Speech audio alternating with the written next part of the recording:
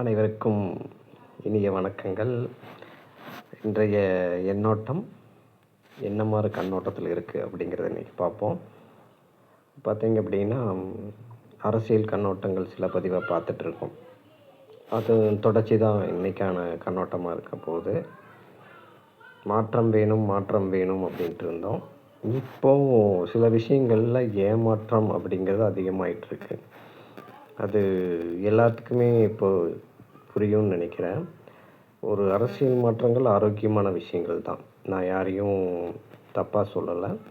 ஆனால் ஒரு விஷயத்துக்கு எல்லாத்துக்குமே ஒரு எக்ஸ்பீரியன்ஸ் தேவைப்படுது, அதுக்கான முன் அனுபவங்கள் தேவைப்படுது. ஆனால் யாருமே எதிர்பார்க்காம ஒரு விஷயத்துக்குள்ளே வந்தால் எப்படி நடக்கும் அப்படிங்கிறது இந்த அரசியல் நம்மளுக்கு ஒவ்வொரு நாளும் கற்றுக் கொடுத்துட்ருக்கு. பார்த்திங்கன்னா, ஒரு முதலமைச்சர் அப்படிங்கிற ஒரு பதவி அரசியல் தளத்தை எப்படி மாற்றும், ஒரு தமிழ்நாட்டை என்ன மாதிரி கொண்டு போகும் அப்படிங்கிறதுக்கான உயர்ந்த பதவி. அந்த பதவி விஜய் சாருக்கு உகந்ததா அப்படிங்கிறது இப்போ பேசி பிரயோஜனம் இல்லை. இருந்தாலும் அவருக்கு தமிழ் மக்கள் அத்தனை பேரும் அவர் ஒரு மாற்றம் வேணும்னு சொல்லி அவரை முதலமைச்சராக ஆக்கியிருக்கோம்.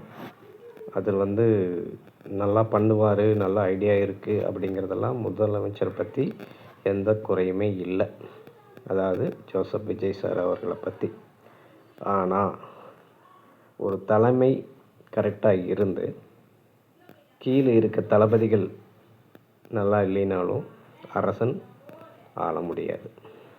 கீழே இருக்கிற தளபதிகள் என்னமா இருக்கிறாங்க, தளபதியே நீங்கள் தான் சொல்லணும். உங்களை நம்பி மட்டும்தான், உங்கள் முகத்தை வச்சு தான் நம்ம ஓட்டை மாற்றி ஒரு மாற்றத்தை நோக்கி உங்களுக்கு போட்டோம். ஆனால் உங்கள் அனுபவத்தை அவங்களுக்கும் நீங்கள் கற்றுக் கொடுங்க. எனக்கு என்ன அப்படின்னா, ஒரு எம்எல்ஏவாக உங்களுக்கு கீழே இருக்கிற ஆளுகளை நிறைய பேர்த்து சொல்ல வரல, சில எம்எல்ஏக்களை ஏற்றுக்கவே முடியல. அவங்களுக்கு அதில் அடிப்படையான ஒரு அரசியல் புரிதல் இருக்கான்னு கூட எனக்கு தெரியல. இதை நீங்கள் கண்டிப்பாக எதை கற்றுக் கொடுப்பீங்களோ இல்லையோ, என்ன மாற்றத்தை கொடுப்பீங்களோ இல்லையோ, அரசியல் கற்றுக் கொடுங்க உங்களுக்கு கீழே இருக்கிற அமைச்சர்களுக்கும் எம்எல்ஏக்களுக்கும். அதுதான் எங்களுக்கு உதவிகரமாக இருக்கும். இப்போது எல்லாத்துக்குமே பார்த்திங்கன்னா ஒரு எக்ஸ்பீரியன்ஸ்னு ஒன்று இருக்கணும். அதில் சின்ன வேலையாக இருந்தாங்க கூட, ஒரு சின்ன பாத்திரம் கழுவுற வேலையாக இருந்தாலும், கடைசிக்கு சின்ன ஒரு எழுத படிக்க தெரிகிற ஃபஸ்ட்டு வார்த்தைக்கு கூட போடுறதுக்கு பயிற்சி தேவைப்படுது. ஆனால் அரசியல் அமைக்கிறதுக்கு நீங்களே யோசிங்க, எந்த தகுதிக்கு யார் யாரை எப்படி இருக்கணும், எப்படி தகுதியோட மாற்ற முடியும் அப்படின்னு சொல்லி. ஆனால் இது வரைக்கும் அவங்களுக்கே எம்எல்ஏ அப்படிங்கிற 3 எழுத்துக்கான அர்த்தங்கள் தெரியுமா அப்படிங்கிறது உங்களுக்கு இருக்கிற நிறைய எம்எல்ஏக்கு தெரிய வரல. அதை சரி செய்யுங்க, அரசியல் ஆரோக்கியமாக கொண்டு போங்க. உங்களை நம்பி இவ்வளவு பேரும் வாக்குரிமை கொடுத்துருக்கோம், அந்த வாக்கை வீணடிக்காதீங்க. ஒவ்வொரு நாளும் ஒவ்வொரு மாறுதல் எங்களுக்கு தேவைப்படுது. அதனால தான் ஆட்சி மாற்றமே நடந்திருக்கு. முதலமைச்சரே, சினிமா கிளாப் இல்லை, இது சினிமா வசனம் இல்லை, இதோட எங்களோட வாழ்க்கையோட வழி. நீங்கள் ஒவ்வொன்றையும் மாற்றணும்.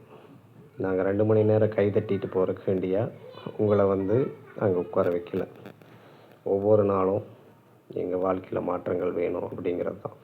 நீங்கள் முதல் பயிற்சி கொடுங்க.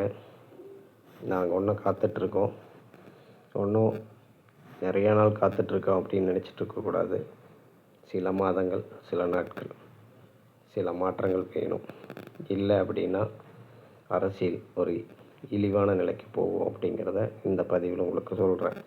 யாரும் விஜய் பிடிக்காம நான் இந்த பதிவு போடுறேன்னு நினச்சிக்காதீங்க. ஒன்றும் மென்மேன்மையாக ஒரு செம்மையான ஆட்சி கொடுக்கணும் அப்படிங்கிறதா இந்த பதிவு. ஒவ்வொருத்தருக்கும் அரசியல் புரிய வைங்க, அரசியல் கற்றுக் கொடுங்க. அதுக்கப்புறம் மக்களோட பணியாற்ற சொல்லுங்கள். ஒரு ப்ரெஸ் மீட்டிலையாவது ஒரு எம்எல்ஏ அப்படின்னு கான்ஃபிடண்ட்டாக பேசுகிற மாதிரி இது வரைக்கும் நாங்கள் பார்க்கல. இனி ஒவ்வொரு விஷயத்துலேயும் உங்களை தமிழகம் உற்று நோக்குது. அதைய முறைப்படி செயல்படுத்துங்க. வாழ்த்துக்கள்.